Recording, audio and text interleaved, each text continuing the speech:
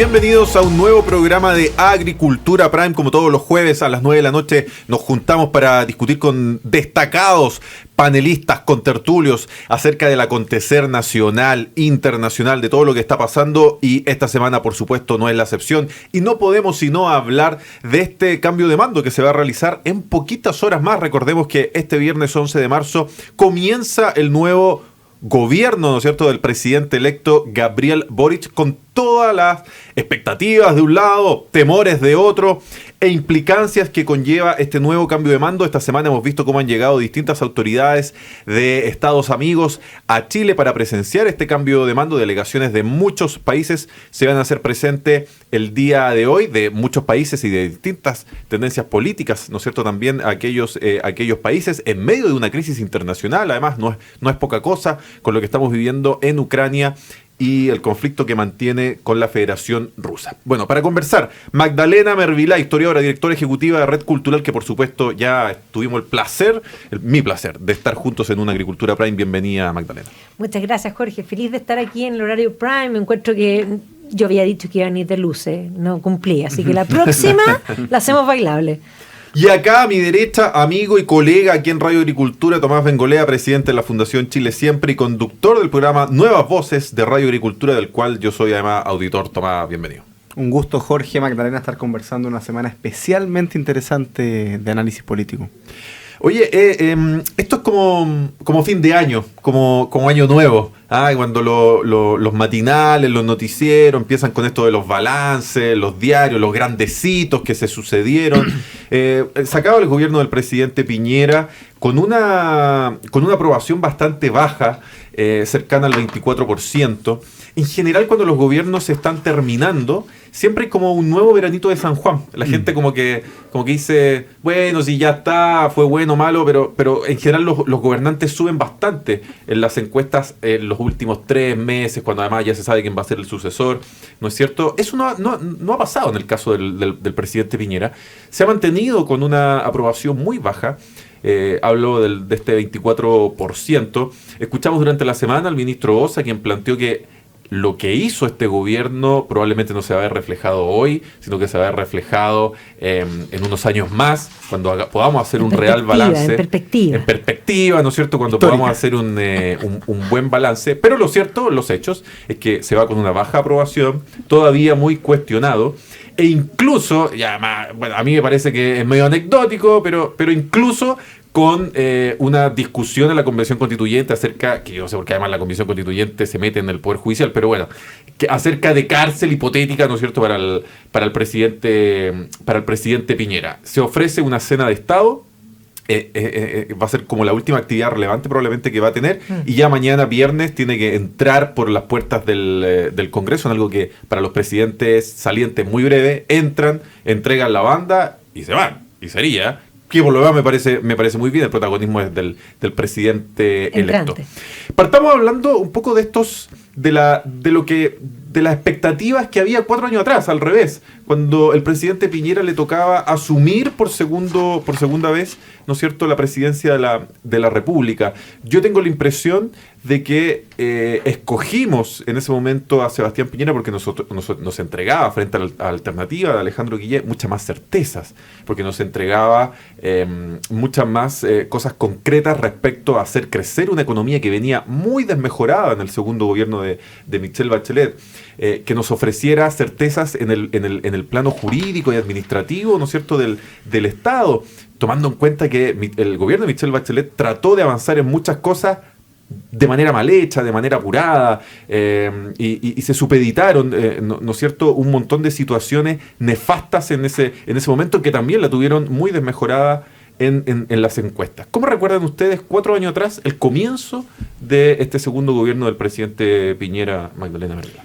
Bueno, yo creo que había harta esperanza en el sentido, primero hay que aclarar de que efectivamente había sido visto como el mal menor frente a Guillet de todas maneras, porque muchos hablan de este gobierno de derecha saliente. Yo que me toca enseñar, yo siempre digo cuando hablo de los gobiernos de la concertación, que el gobierno de más izquierda de la concertación fue el primer gobierno de Piñera, que fue el que abrió las cajas de Pandora, tanto eso sacando a la nueva mayoría de Michelle Bachelet.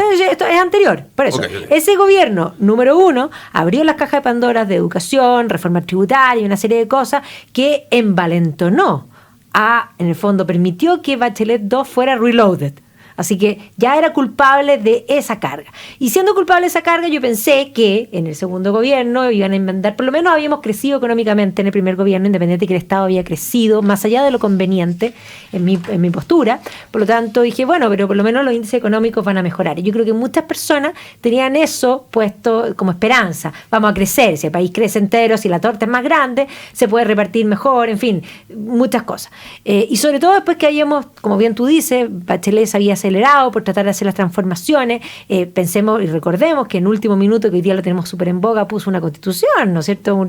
Y la presentó así, pero en último minuto, que era como algo que hoy día es divertido, porque ahí nadie criticó esto de último minuto, pero ahora cuando estaban poniéndole suma urgencia a algunas cosas en el Congreso, criticaban, decir, pero si está por salir, ¿por qué hace estas cosas? Todos los gobiernos hacen eso. El 11 de marzo me acuerdo que Michelle Bachelet saliendo firmó además el decreto del cierre de no recuerdo si Punta Peuco o Cordillera. Cordillera lo terminó después cerrando el presidente Piñera, pero casi como lo dejo ahí, por si pasa.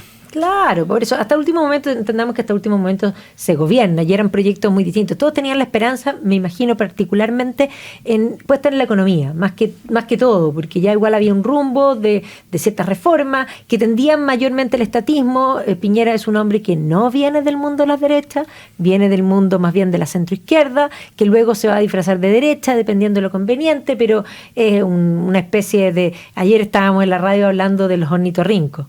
Es un ornitorrinco, básicamente. Tomás Bengolea, ¿cómo recuerdas tú eso?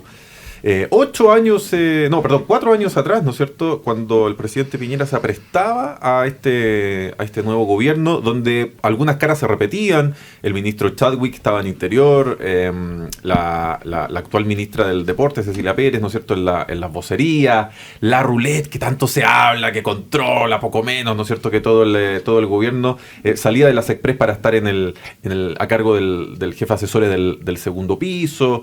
El ministro de Hacienda, ¿no es cierto?, también se repitió el plato, bueno, etcétera. A ver, varias cosas. Yo estoy de acuerdo en lo primero que planteaba Magdalena, en el sentido que a mí me parece que el tema crucial que permitió el gobierno del presidente Piñera y su triunfo fue el tema económico. O sea, efectivamente, a la centro derecha se le atribuye muy generalmente el mejor manejo de la economía frente a la izquierda. Me parece que eso es algo discutible, sobre todo en este último gobierno. Pero si uno piensa algunos discursos, conceptos que existían en el momento en que elegimos al presidente Piñera, hoy día llega a dar pena. Tiempos mejores. O sea, eso es casi ya un insulto. Ayer en la última cadena nacional del presidente Piñera nadie habló de los tiempos mejores. Eso evidentemente ya quedó absolutamente enterrado en el pasado oscuro. Segundo, cuando fue la celebración del triunfo, la segunda vuelta del presidente Piñera, y lo digo porque me tocó estar ahí en la Alameda, el grito era "Chile se salvó". Hoy día cabría preguntarse si Chile se salvó o no se salvó efectivamente con el triunfo del presidente Piñera. Y tercero, algo desde el punto de vista de la responsabilidad política. El presidente Piñera y su gobierno siempre insistió en que el programa de gobierno era un programa para 8 años. Con suerte duró 4. Y con suerte duró 4. O sea, fue un gobierno que estuvo cerca de caer. Entonces, cuando uno piensa cómo se imaginó en el dibujo inicial este gobierno y cómo termina, la verdad es que son dos mundos absolutamente distintos. El principal problema del presidente Piñera no es el descontento de la izquierda, si la izquierda siempre estuvo descontenta con el triunfo de Piñera. El problema de Piñera es el descontento, la falta de expectativas, la crisis que se produjo con sus propias huestes. Muy principalmente después del 15 de noviembre y la incapacidad de detener la violencia, pero es muy notable cómo el presidente Piñera en el flanco derecho se derrumba muy rápidamente, y la verdad es que este es un gobierno que ya con el pato cojo 2 años. O sea, uno podría decir que políticamente, desde el punto de vista de la iniciativa política, el gobierno del presidente Piñera termina el 15 de noviembre. Y pasamos a un parlamentarismo de facto, una agenda política liderada por la izquierda chilena, y un gobierno que se limitaba a adaptarse a la batuta que le movían desde el Congreso Nacional y desde la calle. Magdalena, ¿cuánto de lo que señala Tomás tiene responsabilidad finalmente, que algún grado tienen que tener, a mi juicio, los acontecimientos que le tocó enfrentar a este gobierno? Llámese el estallido social, que hay que entender que es el punto cúlmine, ¿no es cierto?, no del gobierno del descontento del gobierno Piñera, sino que de diversas situaciones que se venían dando en el país hace probablemente 20 años o más, y también la misma pandemia. A ver, yo creo que ahí hay, por supuesto que todo esto lo tenemos que juzgar desde los hechos que sucedieron. Desde Claro. ya el estallido social, como lo han llamado, que yo creo que no, que es un estallido delictual que se aprovechó de lo social, que no es lo mismo. Porque efectivamente, cuando Piñera, yo creo que lo más acertado, fíjate, que planteó Piñera, es que había un enemigo potente, y que fue lo único visionario, o podríamos decir claro, que vio la realidad, que entendió lo que estaba sucediendo, pero que después obviamente reculó. Y reculó porque aquí se concertaron muchas ideas que sabían, o sea, esto era una estrategia que estaba súper pensado. El gran error de Piñera fue entregar las joyas de la corona. Uno no entrega las joyas de la corona, eso se llama cobardía. O sea, él claramente... él se siente un empresario, que no lo es porque él era un trader. ¿Tú te refieres a la Constitución? Sí, por supuesto. La joya y la corona no se entregan nunca, ¿ya? Y uno muere con las botas puestas. Pero no, él, frente a un riesgo personal, estuvo dispuesto a entregar lo que... Es más, ahí tenemos a todos los buenistas que plantean, y bueno, y en una de esas va a ser mejor.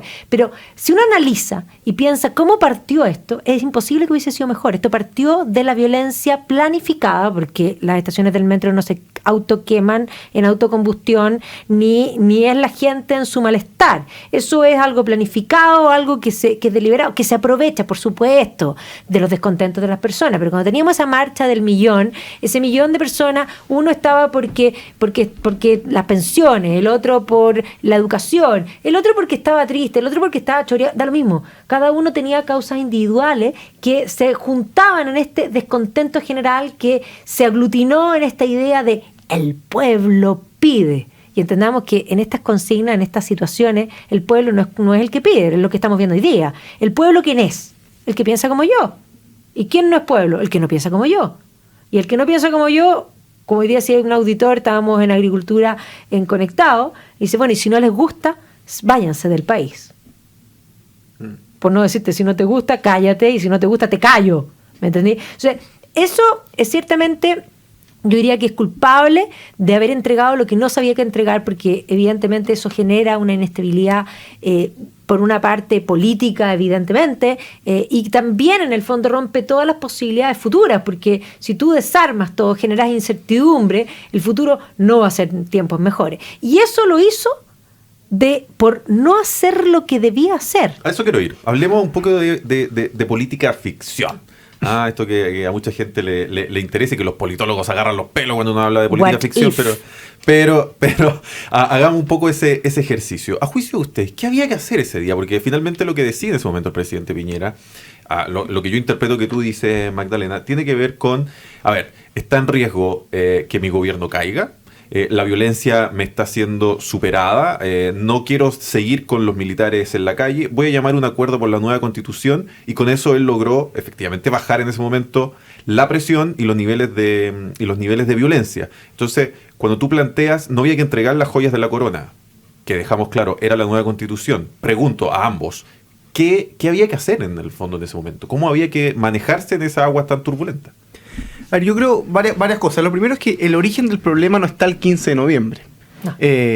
Evidentemente una revolución como la que se vivió en octubre del 2019 tiene causas que son multifactoriales, y evidentemente hay problemas políticos muy inmediatos, como son las declaraciones de ministros del presidente Piñera absolutamente desconectadas de la realidad nacional, el ministro que pedía que la gente se despertara más temprano, y claro, otro tipo de declaraciones. Sí. Cuando dice, claro, compren flores. Ese tipo de comentarios son más bien insultos a las personas que todos los días se levantan muy temprano para trabajar y que tienen que pagar el transporte público y llegan muy tarde a sus casas a estar con sus familias.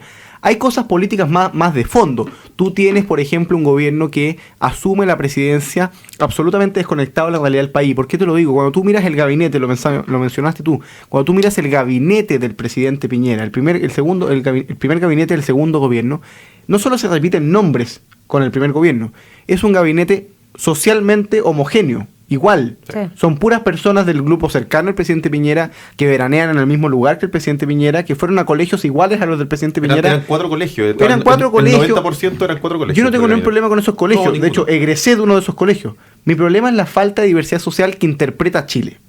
O sea, una persona normal que en Chile trabaja todos los días, mira al gobierno del presidente Piñera y no siente que es gente parecida a él. Esa desconexión se empieza a profundizar. El gobierno del presidente Piñera el 18 de octubre no tenía proyecto político, entonces a la primera sonada empezó a vender lo primero que salía. La primera declaración que hace el gobierno el 18 de octubre, muy tarde, yo me acuerdo que estábamos todos desesperados porque no salía nadie a decir nada, fue: hemos escuchado a Chile y presentaremos una agenda social muy potente. O sea, frente al fenómeno de la violencia, el día en que te quemaban 20 estaciones de metro de manera sistemática, la respuesta fue una agenda social. No combatiste la violencia y diste la peor señal del mundo: me queman metro y yo suelto plata. O sea, la plata estaba. No, o sea, claro, es decir, me presiona, la violencia puede generar cambios políticos. Y está el gran punto. ¿Puede la violencia generar cambios políticos? Si tú aceptas eso, aceptas que la democracia no sirve. Y por lo tanto, en la democracia no puede existir la validación de la violencia física como un modo de hacer política. Eso es el leninismo. El leninismo hace eso. Eso es lo que hace Lenin. Vuelvo a preguntar entonces, en política ficción, ¿qué había que hacer ese 18 de octubre y qué había que hacer hasta el 15 de noviembre a juicio de ambos? O sea, yo era partidario en ese minuto. Hacer política ficción, insisto, es lo más irresponsable del mundo, porque todos tienen, digamos, la bola para mirar al futuro, pero... Absolutamente. Pero ese 18 de octubre me parece que habían dos o tres cosas muy, muy claras. Lo primero, ante un ataque violento, terrorista, como el de la quema sistemática de estaciones de metro, que ya es el mayor ejemplo de integración social en Chile, o sea, ya que es atacar lo que es de todo, tú tienes que contestar con un discurso claro en contra de la violencia y en pro de la seguridad de todos los chilenos. Y que no te tiemble el proyecto de gobierno porque algunos están ejerciendo la violencia. Punto primero. O sea, escuchar a los chilenos cuando lo primero que tú tienes que atacar es la violencia, es correr el eje de la conversación y comprarte el discurso de que lo que había era una explosión de una olla de desigualdad, cuando lo que había era gente que ocupó problemas sociales existentes, urgentes, para liderar una agenda política que lo que buscaba en definitiva era derrocar al presidente Piñera, como lo dijeron muchas veces, pero que además ejerció la violencia y eso es inaceptable. O sea, primero un combate claro a la violencia, y en eso creo que hay que añadir un segundo elemento: la miserabilidad, la pequeñez de los partidos políticos de oposición. O sea, los partidos políticos de oposición que no podían tolerar que el presidente Piñera hubiese ganado por segunda vez, a la primera que pudieron le dieron la espalda, no al presidente Piñera, a la república, a la democracia, a la constitucionalidad. Que hoy día se han dado cuenta, pero hoy día se han dado cuenta muy tarde, o sea, ha sido la convención. Una vez que lo conversamos hoy día en la mañana con Alejandro San Francisco en Nuevas Voces, una vez que los están tocando los intereses de ellos. Claro, o sea, los senadores de izquierda, ¿por qué ahora están complicados con la convención? Porque el Senado está en entredicho. Solo por eso, o sea, si ellos le abrieron las puertas a este proceso. Por supuesto. Entonces, lo primero, el tema de la violencia. Segundo, a mí me parece que la derecha ha pecado en los últimos años de tener pocas herramientas para la comprensión de los problemas políticos. Lo que se vivió en octubre fue una revolución. Sí, pues. Fue una revolución. Fue un intento por tomarse el poder fuera de los márgenes democráticos, había una disputa ideológica muy clara, había genuina movilización popular, habían grupos como el Partido Comunista que querían que el gobierno del presidente Piñera terminara lo antes posible, y el gobierno fue incapaz de entenderlo.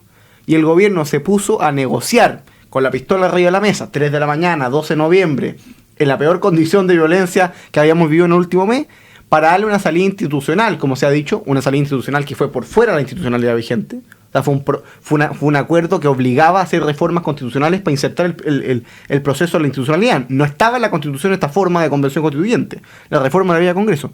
Para tratar de apaciguar el panorama político. Lo cierto es que los días siguientes la violencia siguió. A todos respiramos un poquito más tranquilos. Pero el gobierno, no contento con eso, empezó a ceder cada día más. Si en el fondo cuando tú cedes el principio, cedes la consecuencia de tus principios. Si el gobierno cede la Constitución, no bastó nada para que el día siguiente se diera 17 cupos para escaños reservados. Listas independientes que sumaban entre ellos. Paridad de género. ¿Qué logró? Que en 6 meses más su coalición política tuvo el 20% de la convención, y hoy día el presidente Piñera no sabe qué hacer con un legado que va a ser la Constitución bolivariana de Chile. Bueno, por supuesto, cuando él mire el legado va a ser eso. ¿Cuál va a ser el legado? Eso me da risa la idea que decían, hay que mirarlo en perspectiva. Yo soy historiadora. Y en perspectiva, si alguna vez Piñera soñó que el libro de historia de Chile del futuro dijese cuál fue el legado de Piñera, va a decir: el gobierno de Piñera, en el fondo, desarmó la institucionalidad de Chile y hizo caer a Chile en 40 años, porque entendamos que van a ser 10 años de penumbra, y si es que logramos salir cabeza adelante, tengámoslo claro, caímos en el loop nuevamente. Y eso va a ser lo que va a decir el libro. No va a decir que fue brillante. No hay ninguna posibilidad de que esta salida institucional, ¿no es cierto?, de la que se habló ese 18 de octubre, que efectivamente topó con toda la violencia que se estaba desatando en ese momento, logró bajar los niveles de violencia, efectivamente logramos respirar algo más, pese que hasta el día de hoy, los días viernes, Plaza Italia, ¿no es cierto?, es tierra de nadie, hay un estado fallido en esa hectárea de de Plaza Italia, y yo siento además que el gobierno terminó caducando ahí, ¿no? Como entregándolo. Es como, viejo, bueno, ya, ¿saben qué? En esa hectárea hagan lo que quieran, pero ya no más. Esa es de ustedes, le sacaron hasta la estatua para que no les moleste. Tal cual. Pero independiente de ello, yo también tengo las dudas respecto a cuál era esa salida. O sea, ya, ok, vamos a hablar fuerte, vamos a hablar claro. Eso significaba mantener los militares en la calle y bajo la fuerza, por supuesto, legítima, ¿no es cierto?, de un Estado de Derecho, reprimir finalmente con todo lo que hiciese falta lo que sucedía en ese momento, tomando en cuenta que yo estoy de acuerdo que aquí había movimientos infiltrados, estoy de acuerdo que los violentos ocuparon a quienes tenían demandas urgentes sociales, pero finalmente vimos también que la cantidad de personas lesionadas, que la cantidad de personas víctimas, ¿no es cierto?, de violencia de uno y otro lado, creo que no podemos contar en ese caso solamente a los violentos, a los que querían hacer caer el gobierno, sino que ahí en un momento entraba Pedro y Juan y Diego, estaban todos metidos. La marcha del 1.000.000 de personas es una marcha por un montón de cosas, sí, por un montón de situaciones, por un montón de perjuicios, por un montón de cuestiones urgentes que necesita compatriotas en términos de educación, de salud, de previsión, más allá del 1%, el 2% o el porcentaje que sea de los violentos que estaban ese día. A mí me parece que hay varias cosas. Lo primero, algo que es muy impopular decir, que es cargarle la responsabilidad a los ciudadanos. A mí me pareció impresentable que a la semana siguiente que te queman 20 estaciones de metro tengas 1 millón de personas manifestándose y que la respuesta en la encuesta ante la quema de metro sea que ellos sentían esperanza. Eso es la crisis ya integral de una sociedad, que ante la violencia ve esperanza. No, y que había montones de jóvenes que justificaban. Es más, cuando tú preguntabas en la encuesta si la violencia podía ser romantizada, y romantizaron la violencia. Recordemos que la primera línea entró con aplauso. Sí, una cosa pero tremenda. Y las manifestaciones eran pero como unos Lollapalooza en plazas de Ñuñoa. ¿Se acuerdan que tiraban cerveza y la gente llegaba a curar? A mí me tocó recorrer. Yo para el 18 de octubre estaba en el centro, en la fundación tiene una oficina ahí, y me tocó cruzar muchas veces la Alameda para ver por dónde salíamos del centro en pleno despelote, y era como un festival andante. Era una cuestión frívola. Sí, yo decía la marcha palusa. Era una cuestión impactante. La marcha palusa. Ahora, se insertó, que lo sacamos del análisis, pero se insertó en el eje del debate una cuestión que con el tiempo se ha ido cayendo, pero que es el tema de los derechos humanos. Sí. O sea, ese palito que el presidente Piñera pisa a los pocos días te derrumba tu discurso. O sea, te hace imposible la alternativa que es seguir con la presencia militar, apretar la mano, estar 5 días en un ambiente muy tenso, muy duro, con las consecuencias que puede tener, pero tratar de cerrar la llave de paso lo antes posible. Porque se dijeron cosas muy tremendas. Beatriz Sánchez dijo que había un centro de tortura en la estación Baquedano. Sí. Que era falso, o sea, una mentira por un buque. Ella es convencional constituyente. Se acusó de que supuestamente habían habido abusos sexuales contra un estudiante de la Universidad Católica de Medicina, que dio entrevista 10 días en medio de conexión. Sí. Era falso. El porcentaje de personas que tuvieron lesiones oculares, que son muy lamentables, es bajísimo. Es del 0,0 tanto por ciento de personas que fueron detenidas. O sea, lo que te quiero decir con esto es que cuando se te instala un discurso al que tú no le haces ninguna afronta de que hay violación sistemática de derechos humanos por parte de las fuerzas del Estado, se te hace absolutamente imposible reprimir la violencia. Pierdes todo el piso moral. Entonces, al perder, porque esa es otra cosa, haber reconocido y haber tácitamente aceptado algo que se ha instalado, porque ¿qué es lo que se ha instalado a la izquierda? La izquierda más radical se ha subido arriba de un pedestal de una superioridad moral desde la que hablan, y básicamente cuando se refieren a la gente de derecha pasa a significar tú eres un insensible. O sea, ellos han hecho eso y eso se lo ha comprado mucha gente. O sea, a nivel social se han comprado esa idea, tú eres de derecha, entonces no tienes sensibilidad social, lo cual no es cierto. Entonces, ahí hay un punto de muchas falsedades que no fueron atacadas comunicacionalmente como corresponde, y eso se debe principalmente a que efectivamente, como bien tú decías, la expectativa estaba puesta en la economía.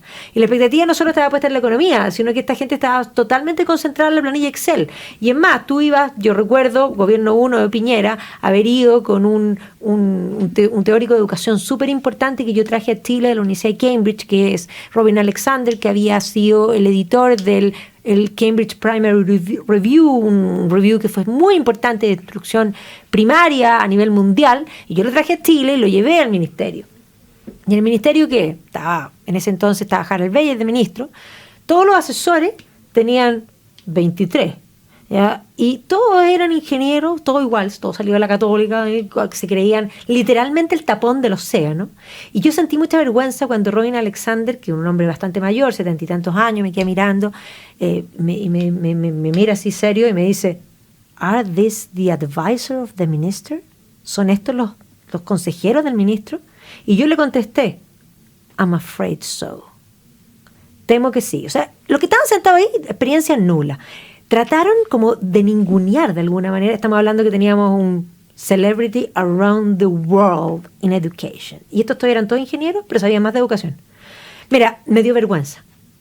Y ayer tú tienes algo claro. Piñera había pisado el palito en el primer gobierno de esta idea de la juventud.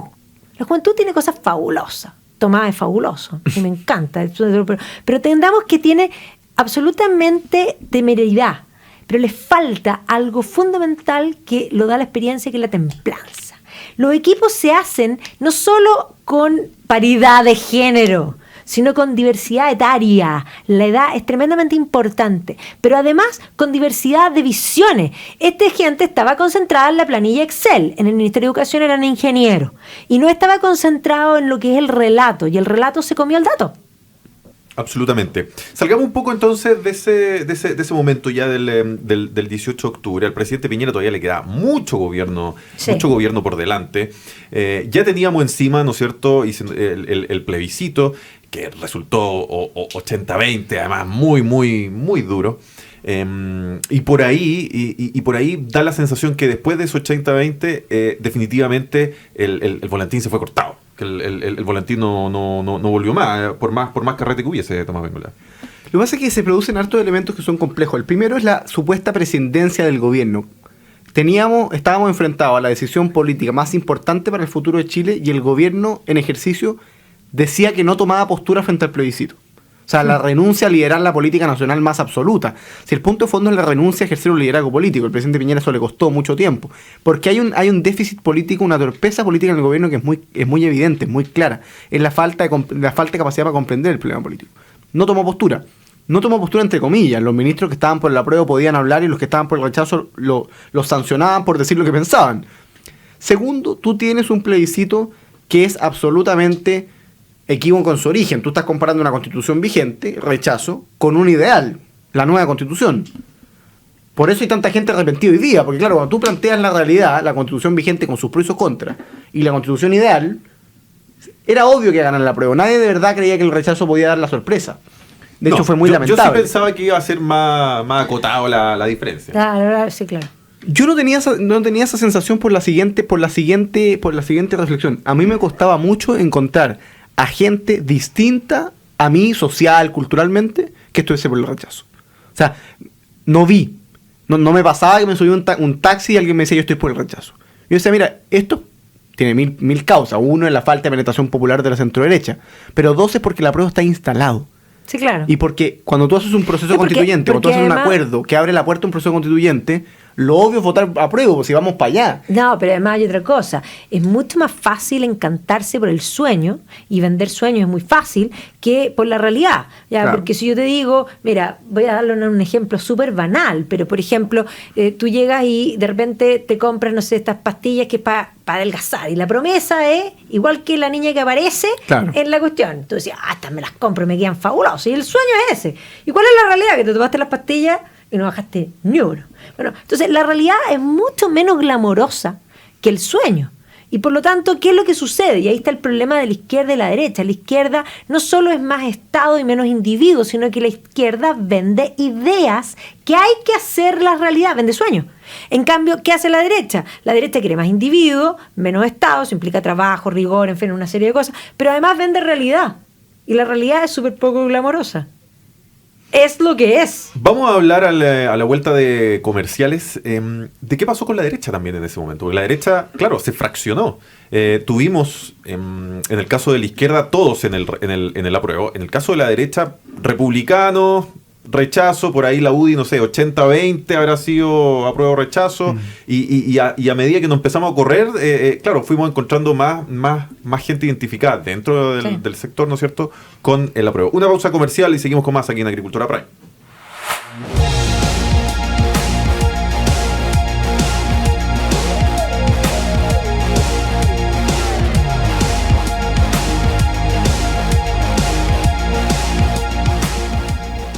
Ya estamos de vuelta, hacemos juntos Agricultura Prime, por supuesto con Tomás Bengolea, presidente de la Fundación Chile Siempre y conductor del programa Nuevas Voces de Radio Agricultura, y Magdalena Mervilá, historiadora y directora ejecutiva de Red Cultural, también panelista en Conectados de nuestra radio, como no. Dejamos plantada una pregunta que tiene que ver con que mucho hemos hablado de cómo se comportó la izquierda, la oposición. Mucho hemos hablado de cómo se comportó el gobierno, pero la derecha alguna responsabilidad tiene también. La derecha se fraccionó en el apruebo y en el rechazo, e incluso dentro de la misma derecha vimos voces disonantes respecto a la conveniencia, a lo mejor, de haber terminado también el gobierno. Entonces, el sector, ¿cómo creen que termina al cabo de estos 2 años? A ver, lo primero que ahí hay que decir, que yo desde el comienzo partí, es que la derecha se decía o se rotulaba derecha, y ojo, esto no es solo para la derecha, hay gente de izquierda que también se rotulan, pero no saben lo que son, porque estamos viviendo en una sociedad que no define nada, y por lo tanto la gente usa palabras, pero no sabe lo que significan. Entonces, cuando tú le preguntabas a alguien de derecha, ¿qué es ser de derecha?, te quedan mirando como con cara de... O sea, obvio, es ser como yo. Ya, pero ¿en qué piensas tú? ¿En qué crees? ¿Cuál es tu manifiesto? ¿Qué es lo intransable para ti para poder definirte de una cierta manera? Porque, ¿qué es la esencia? ¿Cuál es la esencia de la derecha? La esencia de una silla es básicamente tener, en el fondo, digamos, hay una base, ¿no es cierto? 4 patas y un respaldo. No necesariamente 4 patas, puede tener 3, puede tener 1, pero sigue siendo silla. Pero tiene que tener respaldo. Estoy de acuerdo contigo. Okay. Si no tiene respaldo, es piso. Ya. ¿Cuál es el respaldo de la derecha? Para no convertirse en piso, básicamente. Y eso la mayoría no lo sabía. Y ojo, que esto no lo sabe un montón de personas. La gente se define de una cierta manera. Es más, uno le dice, bueno, ¿y tú qué postura, política tienes? Y uno usa como etiqueta. Pero esas etiquetas tienen significado y uno les va, en la medida que te vas metiendo filosóficamente aquí, a este país le faltó y le falta mucha filosofía. No tienen pensamiento crítico. Y efectivamente los actores políticos que están hoy día se ponen frente a una lista, porque eso es la que los lleva, pero después, cuando votan en el Parlamento, votan cosas totalmente contrarias a lo que implicaría ser de esa coalición. Entonces, los de derecha actuaban como de izquierda, otros de izquierda actuaban más cercanos a la derecha. Y ahí vienen las preguntas. ¿Qué es ser de derecha? Y por eso se fraccionó, porque ojo, vuelvo al mismo, a lo que planteé antes, el gobierno de Piñera 1 fue el gobierno de más izquierda de toda la Concertación. Y dice, ¿pero cómo si era el gobierno de derecha? No, hicieron crecer al Estado. Primer punto. La persona de derecha cree en el individuo por sobre el Estado y cree en la libertad como algo sagrado, como lo más importante. En cambio, la izquierda, en el fondo, cree que la seguridad, obviamente, es más importante que la libertad, y esa la establece el Estado. La igualdad es más importante que la libertad, y esa la establece el Estado. El Estado debe ser el garante, el Estado debe ser el docente. Y ojo, que eso también se lo habían comprado desde el gobierno de Piñera 1. Pensemos en la acreditación. ¿Hay algo más perverso que la acreditación, que hace convertir a las universidades en espejos unas con otras y en mirarse las caras y ser iguales? ¿Eso es el fruto de la diversidad? No, eso es el fruto de la homogeneización. Tomás Bengolea, podríamos hacer un programa completo, ¿no es cierto?, acerca de qué es ser de derecha, además una cuestión que se ha discutido muchísimo. Hay un libro bien bueno de Sofía Correa Sutil, con las riendas del poder, historia de la derecha chilena, a quien quiera buscarlo. Pero, ¿qué le faltó al sector, ¿no es cierto?, a la derecha chilena en esos momentos tan duros, donde, bueno, lo que hemos conversado, titubea el gobierno, titubea el presidente, pero también el sector? A mí me parece que la centro derecha enfrenta grandes desafíos, grandes problemas, pero el principal en ese momento es la ausencia de un proyecto político claro que ofrecerlo a los chilenos. Cuando tú no tienes una agenda política, un sueño de país, un norte hacia el cual avanza tu política, es muy difícil mantenerte sin flaquear en momentos complejos como los que vivió el 18 de octubre. El gobierno del presidente Piñera tenía programa de gobierno, no tenía proyecto político. Sí. La coalición Chile Vamos, ex alianza, son coaliciones que han surgido en torno a la figura del presidente Piñera, que se resucitan porque el presidente Piñera puede ganar la elección. Son coaliciones puramente electorales, pero no tienen un proyecto político. Pregúntale tú a un presidente de cualquier partido de la centroderecha cuál es su modelo de educación ideal, cuál es su modelo de salud ideal, cuáles son las pensiones del futuro que le quieren proponer a los chilenos. La concertación sí fue un modelo político. La concertación fue una coalición política, es la coalición política más exitosa de la historia de Chile. O sea, gobernó 20 años, fue capaz de ganar sucesivamente los gobiernos, fue capaz de generar una épica política en torno a la oposición a Pinochet, a la democracia, al progreso social, y a mí me parece que en ese sentido cumple los requisitos. Ahora, no solo tiene poco proyecto político la centro-derecha, los partidos de la centro-derecha viven una suerte de muerte espiritual. Es decir, no tienen alma. No tienen. O sea, la Unión Demócrata Independiente no es la UDI de Jaime Guzmán de hace 25 años. Renovación Nacional hoy día es como una bolsa de payaso, tú puedes sacar cualquier cosa. Tú tienes personas que son socialcristianos, conservadores, liberales, evangélicos, personas que votan como quieren. Tú tienes parlamentarios que en el Congreso Nacional votan más con la izquierda que con la derecha. Tú tienes un proyecto político como el de Bópoli, que aunque es más nítido doctrinariamente desde el liberalismo, sigue siendo muy pequeño, bastante homogéneo socialmente, con poca penetración popular, no ha tenido buenos resultados electorales. Entonces, la verdad es que la centro-derecha se encontraba en un mal momento de cara al 18 de octubre, tenía poco proyecto político distinto al gobierno, estaba más bien preocupado, no sé si ustedes se fijan, pero las principales polémicas de los partidos políticos con el gobierno del presidente Piñera eran porque a cierto partido le sacaban un miembro del comité político. O sea, una cuestión de poder, una cuestión de cargos, no era una cuestión ideológica. No era una cuestión de fondo. ¿Qué partido se molestó cuando se abrió el proceso constituyente? Fueron muy pocos. La UDI, pero al final terminó firmando igual. ¿Qué partido político se molestó, por ejemplo, cuando el presidente Piñera decide promulgar el proyecto de matrimonio homosexual a espaldas de sus ministros?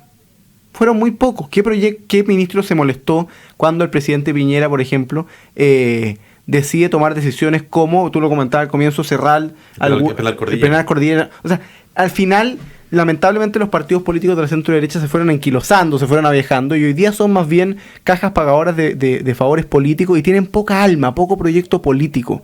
Y eso se debe, lo decía bien Magdalena, a un déficit cultural, intelectual, de fondo, es decir, cuál es el proyecto doctrinario de los partidos. Segundo, a un problema de falta de liderazgo. O sea, tú no vas a comparar a Onofre Jarpa, Andrés Alamán, Jaime Guzmán de los 90 con el presidente de la UDI hoy día, el presidente de RN hoy día, el presidente de Bópoli hoy día. Son incomparables desde el punto de vista del talante político.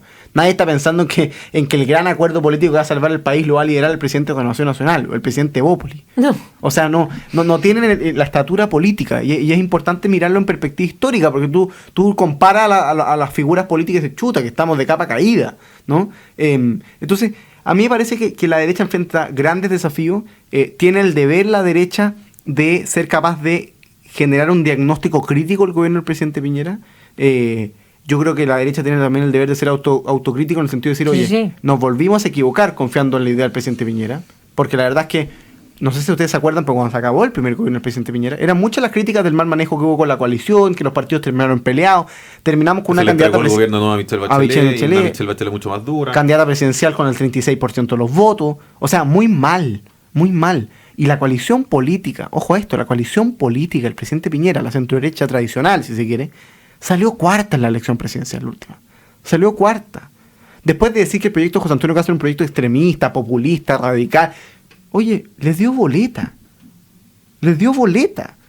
Y fue capaz José Antonio Caz, sin moverse una coma de su proyecto político, de obtener los mismos votos que Piñera hace 4 años atrás. Bueno, pero ahí también hay un punto que efectivamente aparece republicanos como una vertiente nueva, que muchos lo ningunearon bastante en un comienzo, que lo tildaron de extrema derecha, que ahí yo vengo a la pregunta, ¿qué es la extrema derecha? Es una gran definición, una gran pregunta, porque en el fondo, ¿qué sería lo extremo? Y ahí siempre tratan de tirar que es los nazis no son de derecha, son de izquierda, y el fascismo también es de izquierda. Entonces, la extrema derecha, que la rotulan, ¿qué es? Alguien que cree totalmente en el individuo, sería una especie de no Estado, sería un anarquista, anarcocapitalista me refiero, o minarquista, que es lo que plantearon. Pero claro, entran los republicanos que sí lograron una cierta mística que los otros partidos de derecha habían perdido. Y finalmente, en torno a la figura de republicanos y con republicanos, que finalmente se convierte en una fuerza importante en el país, la derecha se vuelve a mirar y a preguntar quién es.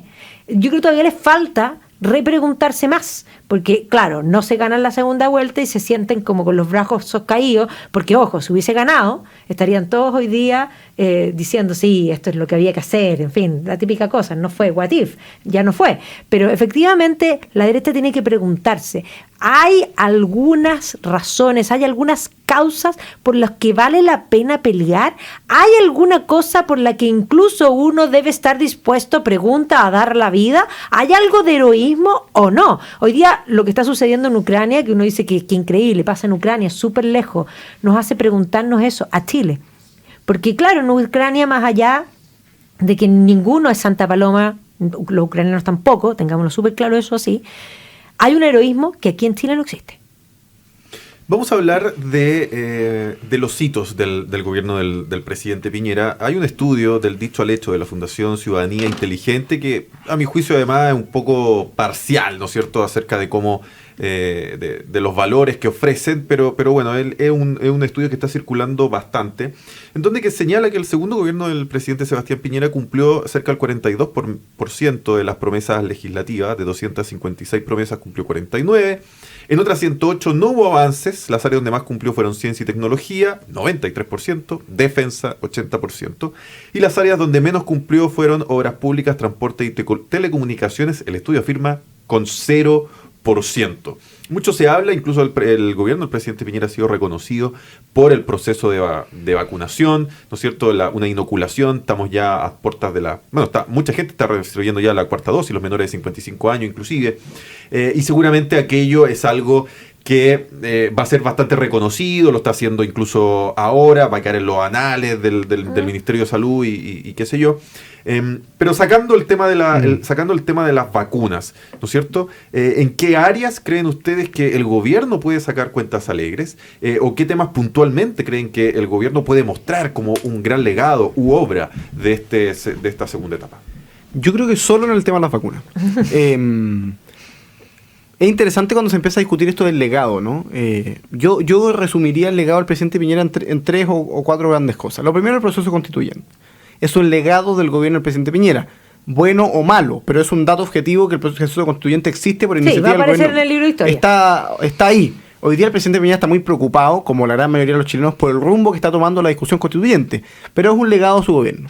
Segundo legado de los gobiernos, necesariamente, es quien asume el cargo a la vez siguiente. El legado del presidente Piñera es haberle entregado la banda presidencial mañana a Gabriel Boric, el opuesto político a la coalición en la que gobernaba el presidente Piñera. O sea, alternancia en el poder. Una derrota electoral clara. Lo que es evidentemente positivo, me parece a mí, es el proceso de vacunación y el manejo de la pandemia. Ahora, eso tiene una nota al pie de página. Era tal la crisis de legitimidad o de confiabilidad que tenía el presidente Piñera, que aun cuando los chilenos evalúan como con un 70% de aprobación el manejo de la pandemia del gobierno, eso no se traduce en la aprobación del presidente Piñera. O sea, la gente ya rompió con el presidente Piñera. Sí. No hay nada que vaya a salvar su imagen a estas alturas. Es fuerte decirlo, pero hay una crisis de confiabilidad, de confianza entre los chilenos y el presidente Piñera. Hay mucha gente obsesionada con qué porcentaje del programa cumplió el presidente Piñera. Me parece irrelevante. A mí también. Porque lo que ha marcado el gobierno del presidente Piñera son las cosas que no estaban en el programa que el presidente Piñera sí hizo. Entre ellas, la nueva constitución. O sea, lo importante ha sido lo que el presidente Piñera ha tenido que cambiar de su programa de gobierno para efectivamente poder buscar mayores grados de confianza ciudadana. A mí me parece con escaso éxito. Puse el caso recién del matrimonio homosexual, que el presidente Piñera lo anuncia en una cuenta pública sin decirle a sus ministros, sin decirle a su coalición política, en un intento por subir en las encuestas. Déjenme leer lo que en la mañana de este día jueves publicó el presidente Piñera.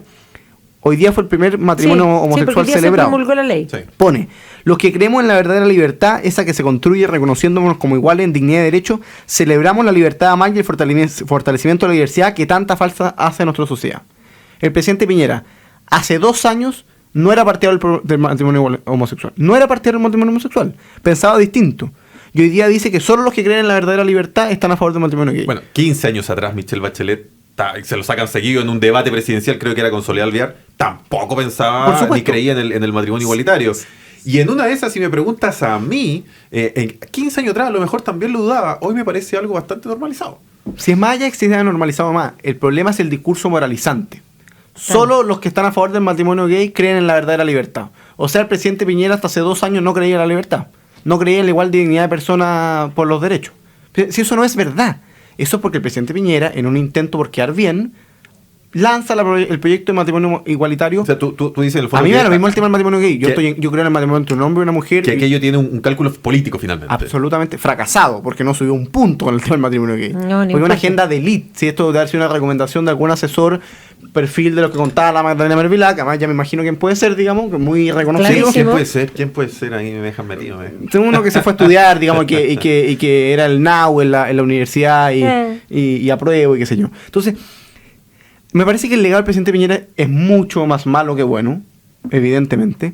Un gobierno que enfrenta adversidades y complejidades que nadie se imaginaba. El presidente Piñera no fue candidato pensando que le iban a hacer una revolución ni que iba a tener una pandemia mundial. No. Pero me parece que hay algo que hay que aprender para siempre, que es que cuando uno es presidente de la República tiene que estar dispuesto a todo por su país.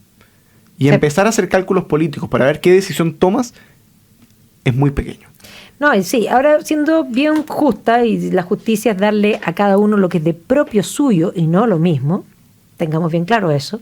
Es más, darle lo mismo es inmensamente injusto, la igualdad es muy injusta. La justicia es darle a cada uno lo que es de propio suyo, y dicho hecho, siendo justa, ahí dice que el presidente Piñera cumplió 42% de su plan de gobierno. Sí. De acuerdo. Pero en rigor, el presidente Piñera gobernó 2 años. Por lo tanto, si cumplió el 42%, llevado a total absoluto, sería que cumplió el 84% de lo que había prometido, en base a que solo gobernó 2 años, porque el resto de los 2 años siguientes no gobernó él. No pudo gobernar él. Y eso fue provocado y se convirtió en un parlamentarismo de facto, que, ojo, es un presidente que va a tener, más allá de que yo no lo defiendo, para nada, creo que fue realmente funesto en muchas cosas, pero siendo justa, le van a hacer 2 acusaciones constitucionales. ¿Y cuántas acusaciones más hicieron? O sea, la oposición... Más de 10. La oposición fue algo realmente de trinchera. Y es más, o sea, mientras se quemaban neumáticos en algo, el gobierno, icónicamente, digamos, desde el Congreso, estaban quemando neumáticos ideológicamente. Pero por supuesto. Ahí adentro. Por lo tanto, sí, cumplió la mitad, fíjate. Revisemos Cumplió algo más. de lo que afirmaba el presidente Piñera el día de ayer en este último discurso en cadena nacional a la nación. Bueno, por supuesto el tema de las vacunas, que están todas aseguradas para las siguientes dosis de refuerzo. Los niños primero en la fila, agenda mujer, ley de matrimonio igualitario. Se fortaleció el pilar solidario, pensión garantizada universal, programa a los adultos mayores, recuperar más de 1,6 millones de empleo y trabajo en medio de pandemia y recesión. Él afirma entregar una economía ordenada, con ahorros, un país en pleno crecimiento, 260 nuevos liceos bicentenarios que vienen teniendo buenos resultados a todo esto en la prueba de transición, por lo menos la última. Proceso de descarbonización de nuestra matriz energética. Cerca de aprobar la ley de marco del cambio climático, comisaría virtual, hospital digital, tecnología 5G, carretera digital.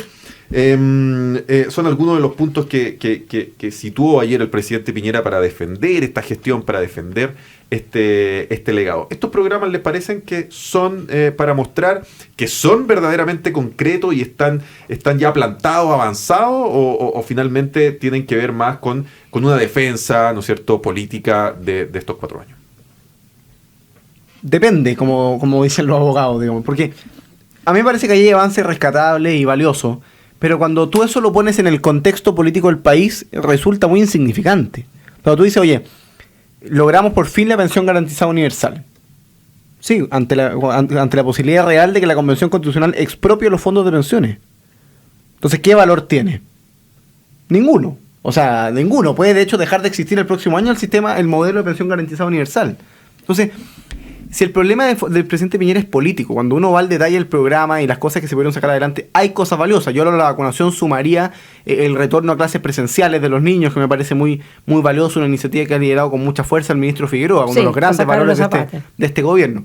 Pero cuando tú piensas en el punto político de fondo, este es un gobierno que termina con una coalición política debilitada o prácticamente en el suelo, que obtuvo sus peores resultados políticos desde el año 70. La elección de constituyentes, alcaldes, concejales y gobernadores es penosa. La derecha tiene una gobernación regional, menos de un cuarto de la convención constitucional, perdió comunas emblemáticas como Viña, Santiago, Maipú, Ñuñoa. O sea, es muy penoso el resultado electoral. Tú tienes un proceso constituyente que hoy día no sabes en qué va a terminar, pero evidentemente mal, y especialmente mal para las personas que son de centro derecha. Y por lo tanto, todo el listado que el presidente Piñera ayer digamos, saca de abajo la mesa para tratar de instalar temas que sean más positivos. Es verdad que son avances, pero ante la amenaza del mal trabajo de la Convención Constitucional, son cosas bien menores lo que anuncia el presidente Piñera. Y de hecho, por eso mismo, el presidente Piñera, hacia el final de su discurso, habla de la Convención Constituyente. Claro. Porque hoy día la atención está puesta en lo que definan ahí. Cuando tú estás discutiendo el texto fundamental, la carta fundamental de un país que regula tus instituciones, limita el poder político, define tus derechos, establece la ingeniería del poder, y ves que se está yendo todo, pero al precipicio, claro, es como tierno lo que anuncia el presidente Piñera en su discurso de todos sus avances, porque ahora los que hubo... No, y además varios de esos son de último minuto, para de alguna manera, con su obsesión, porque yo estoy cierta que él tiene una obsesión, porque la gran pregunta que muchos hicieron es, ¿por qué se presentó de nuevo? Porque la encuesta lo ponían como el único capaz de Ya, repetir acuerdo, un gobierno de pero derecha, probablemente. él tiene una ambición personal tan profunda que Sí. lo único que quería era aparecer en los libros de historia y que apareciera las fotos del legado. Y lo peor de las cosas es que va a aparecer. El presidente, ¿o no? Bueno, Ricardo por Lagos a lo mejor, bueno, yo creo que también la a ver, tiene. yo creo que sí, yo creo que hay Patricio gente... Elwin, yo creo que también la tenía. Ya, estoy de acuerdo, pero ahí viene un punto. Hay que tener una personalidad bastante particular, porque hay gente que quiere el poder. A mí me llama la atención, porque es más, yo ojalá que nadie, o sea, no tener el poder. A mí me gusta el backstage, siempre me ha gustado el backstage. Que el backstage puede generar grandes cambios sin ser en el fondo el que aparezca, ¿ya? Pero a él, hay gente que le gusta aparecer, ya a él le gusta particularmente, ¿ya? Y él quería que salieran todas estas cosas buenas. Va a salir en los libros, va a salir, pero no va a ser precisamente por sus cosas buenas. Te lo doy firmado. ¿Qué posibilidades ven ustedes, esto para ir redondeando y terminando? Porque también mucho se habla de los futuros procesos judiciales, ¿no es cierto?, que podría enfrentar el presidente Piñera a propósito de esto de las lesiones oculares, violaciones de los derechos humanos ocurridos durante el estallido social. Y que dicen también que él ha tratado de atenuar precisamente, por ejemplo, con la ley de matrimonio igualitario. Yo no sé si esa fue la intencionalidad del presidente Piñera. Puede haber algo de eso. Sí. Es decir, de dar señales y qué sé yo.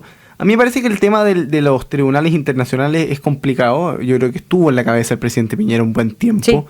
Sí. Y se tomaron decisiones en orden a mitigar eso. Y me parece que el presidente Piñera y el gobierno en general se portó muy bien en el tema de los derechos humanos. O sea, de mutuo propio invitó a agencias internacionales a que vinieran a revisar la experiencia chilena, que hicieran informes. El informe de Amnistía Internacional fue solo gracias a que el presidente Piñera los invitó a venir a Chile. O sea, yo creo que en eso no hay mayor problema. Ahora, mañana asume un presidente que públicamente dijo que iba a perseguir al presidente Piñera en los tribunales internacionales. Sí. No sabemos si esa postura del Boric de primera vuelta se va a mantener en su gobierno. A mí me parece que no.